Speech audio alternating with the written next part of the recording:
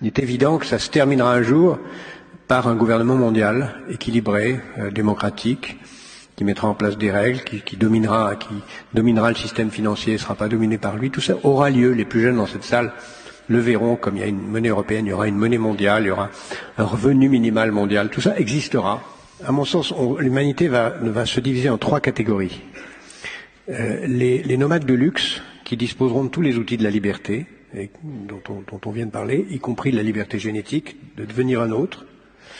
Ceux-là, ils vont être peut-être 100 à 150 millions, ils auront tous les moyens du mouvement absolu, déraciné, libre, mais la liberté, le déracinement sera un luxe et non pas une souffrance. À l'autre bout, il y aura 5 à 6 milliards de nomades de misère qui seront obligés de bouger de la campagne à la ville, d'une ville à l'autre, simplement pour trouver à manger. Et au milieu, il y aura une catégorie centrale, une sorte de classe moyenne, qui vivra dans l'espérance illusoire de rejoindre les nomades de luxe et dans la terreur réelle de basculer dans l'infranomadisme. Et qui les regardera les uns à la télé dans les journaux qui leur montrent la vie des nomades de luxe et qui, à la télé, se réjouira de voir le spectacle de la misère des autres en se réjouissant de ne pas en être. Ça, c'est les 3 catégories qui sont en train d'apparaître.